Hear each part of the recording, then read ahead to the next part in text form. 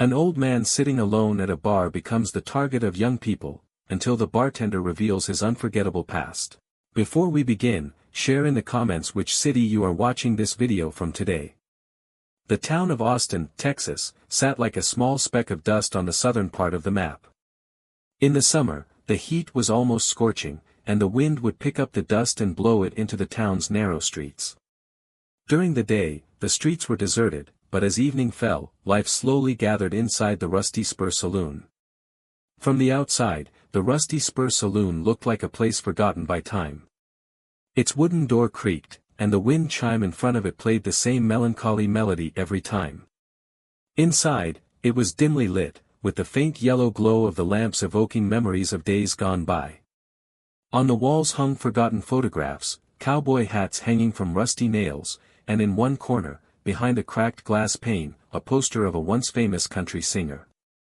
The music was soft but steady, Johnny Cash's echoing voice often hummed in the background. Every evening as the sun set, the same man would come to the stool in the bar's left corner. A gray-haired, elderly, slightly hunched figure.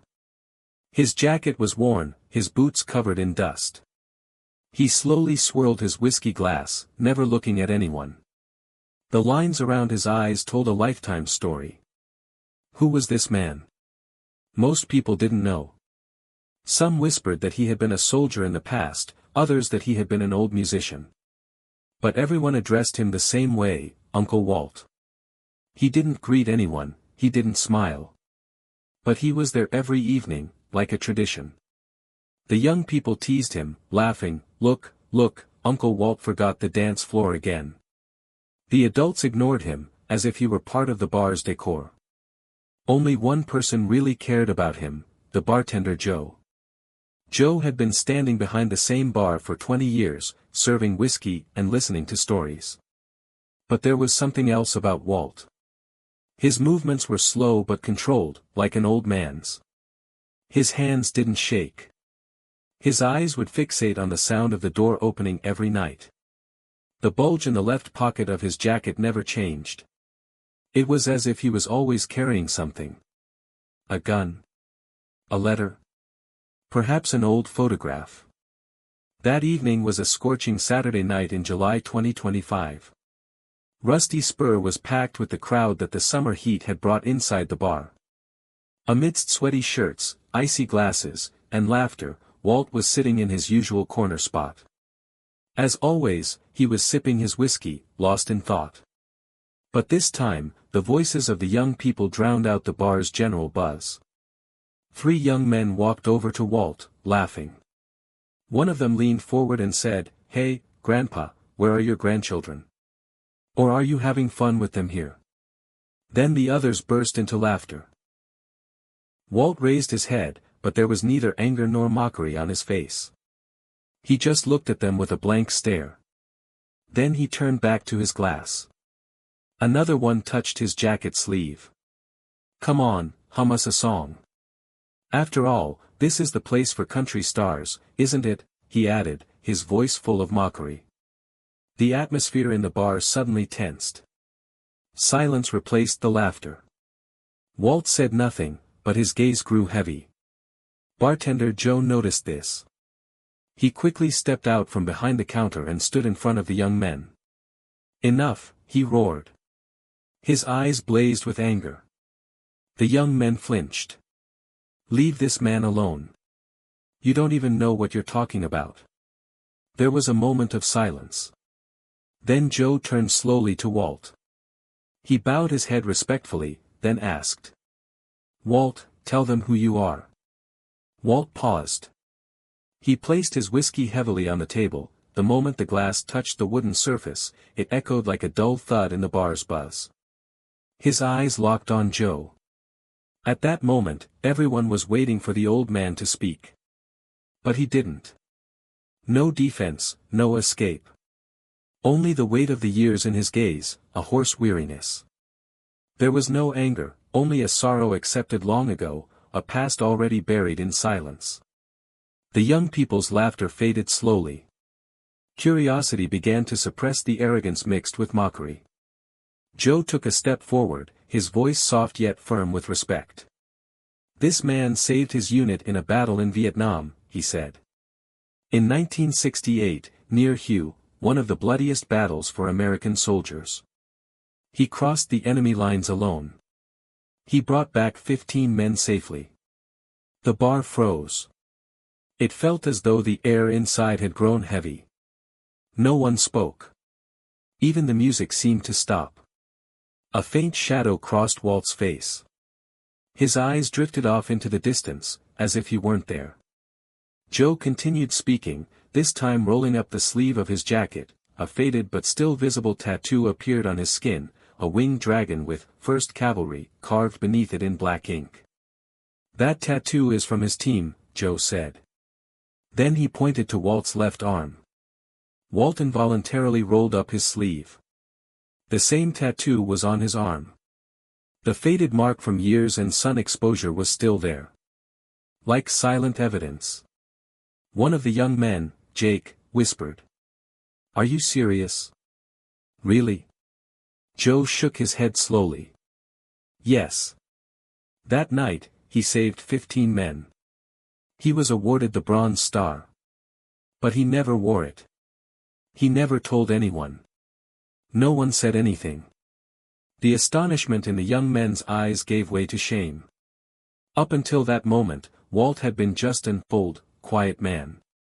Now that silence felt like a mountain built upon him. As the bar closed that night, the crowd dispersed quietly. Joyful laughter gave way to thoughtful faces and brief goodbyes. Before leaving his corner, Walt simply nodded to bartender Joe, then slowly made his way toward the door. The echo of his footsteps lingered in the bar for a moment longer. Jake couldn't sleep when he got home.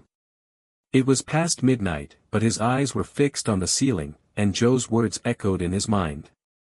He got up and turned on his computer. His fingers trembled as he typed into the search bar, 1968 Hue Rescue Operation, 1st Cavalry.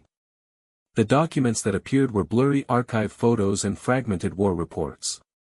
It stated that the unit had been surrounded in Hue City at that time, with access to aid cut off. Escape seemed impossible. But there was one detail: a sergeant had advanced alone, breached the enemy lines, and evacuated the soldiers inside. Most of the names were censored. But a small line caught his attention. "Rescue Leader, Corporal Walter Hayes." Jake's heart began to race. He leaned closer to the screen and read it again. Walter Hayes. This couldn't be a coincidence. That old man, the one who sipped his whiskey every night and never spoke to anyone, Uncle Walt, that was him. But why didn't anyone know? Why had he chosen to live quietly in a bar corner, alone with his own shadow? Perhaps some heroes preferred silence over applause. The next evening, the sun descended like a crimson curtain over Austin's dusty streets. The wind was a bit cooler, but the heavy July air still lingered in the streets. The dim lights of the Rusty Spur Saloon were on once more.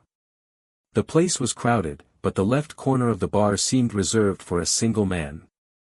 Walt was sitting on his usual stool, a whiskey glass in his hand, his gaze fixed on the door. It was as if he were waiting for someone who wasn't there, perhaps a face that had never returned, or a farewell that had never come. Jake had paced back and forth all day, consumed by excitement. What he had read and learned had kept him awake all night. And now, his heart pounding like a drum in his chest, he stepped into the bar. Without getting a drink or stopping by his friends, he walked straight over to Walt. His footsteps might not have been heard in the crowd, but the atmosphere in the bar changed. Walt raised his glass with that familiar silence, took a sip of his whiskey. At that moment, Jake stopped and spoke, struggling to gather his voice. "Sir. Are you, the rescue leader in Hue?" Walt stopped. He placed his glass slowly on the table. Silence filled every corner of the bar. Then he turned his eyes to Jake. He wasn't angry, nor was he surprised. He was just calm. In those eyes were the weight of years, the silence of wars, and memories that could never be brought back. And finally he spoke. "Some people want to forget," he said, his voice almost a whisper, "but some things cannot be forgotten. Jake swallowed. His throat was dry, but he managed to say the words, though they trembled. "You are a hero." Walt didn't respond. But a fleeting light flashed in his eyes. As if a distant memory, a voice, or perhaps an order echoed in his mind. And then, he bowed his head slightly. For him, this was an answer that had gone unspoken for years. That night, Jake couldn't stop talking. He returned to his desk and told his friends. "That man isn't Uncle Walt. He's Sergeant Walter Hayes. 1st Cavalry. He saved 15 people from death in Hue." At first, they listened skeptically. But then, with Joe's approval, the story spread from ear to ear. The young people's expressions changed. The mocking smiles were replaced by silent respect. Now, when Walt entered the bar, the young people bowed their heads in greeting. Bartender Joe took Walt's story further. He told it to the town's elders, veterans, and even some acquaintances at the town hall. Then one night, an old card was hung on the bar's door. No one knew who had left it. It simply read, "To Corporal Hayes, thank you for that night." When Walt arrived in the morning, he saw the card. He picked it up, looked at it for a long time. He ran his fingertips over the writing as if caressing it. Then, without saying a word, he placed it in the inner pocket of his jacket. But that day, the atmosphere in the bar was different. It felt as though a silent ceremony had taken place. The tables were more neatly arranged, and the music was a bit more melancholy. Over time, the regular customers gave him a new name, Commander. It wasn't a nickname, it was an honor. Those who had judged him without knowing him now whispered his name with respect. One morning, Walt arrived at the bar a little earlier than usual. Joe looked up as he wiped the bar. "Walt," he said with a smile, "this bar is your home. It always has been." Walt stopped. His eyes scanned the room. The same walls, the same table, but now they seemed to carry a different meaning. He smiled, perhaps for the first time in years. His face softened, the lines around his eyes momentarily releasing the weight of the past. "Perhaps," he said quietly, "my final mission ends here." Walt's story spread through Austin streets like a whisper. First among the young, then in the regulars' conversations at the bar, and finally among the town's elders. Some listened with a nod, others looked at the newspaper archives in disbelief. But there was one thing everyone agreed on: this quiet man had once changed their lives. The town's local VFW, Veterans of Foreign Wars, hall hadn't been this crowded in a long time. The American flag fluttered proudly behind the podium, and old black and white photos hung on the walls. Veteran hats, medals, and faded uniforms were worn with pride by the heroes touched by time. When the meeting began, Jake took the microphone and, holding his breath, told Walt's story. His young voice spoke with an honesty that penetrated the hearts of the elderly. He wasn't just a soldier, he said, he saved not only his unit but also his humanity. And he was sitting quietly among us, asking for nothing in return. There was a brief silence in the room. Then an old man stood up. His hair was snow-white, and he leaned on his cane. His face was lined with deep wrinkles, and there was still an unhealed scar on his left cheek. He turned his eyes to Jake. "I knew Walter Hayes," he said. "In 1968, in Hue, we were there. We were surrounded. There was no hope. But that night, someone came. He was quiet but determined. He got us out of there.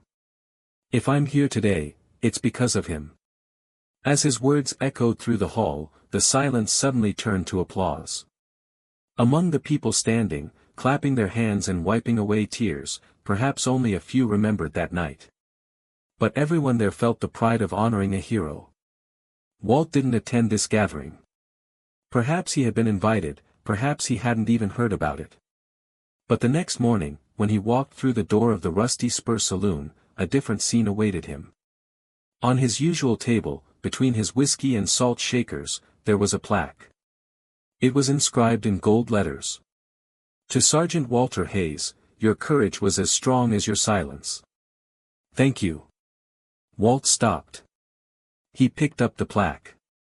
He ran his fingers over the inscription. He said nothing to anyone. He just sighed and gently placed the plaque on his table. From that moment on, that table was no longer a corner, it had become a monument. When the young people came to sit with him, they sat in silence. There were no laughs, only questions. There was respect. One evening, when Jake sat down next to Walt, after a brief silence, the old man spoke. The war ends, Jake. But humanity continues. That is the truth. That sentence was etched into Jake's mind. And perhaps the story wasn't complete at that moment, but a circle had closed. Because every town might have a Walt. Every bar, a quiet past. Every hero doesn't shout their story. Some just live it. Without telling anyone. Without proving it to anyone. And now I must ask you. Have you ever met someone like Walt? Someone who quietly does heroic things, without expecting anything in return.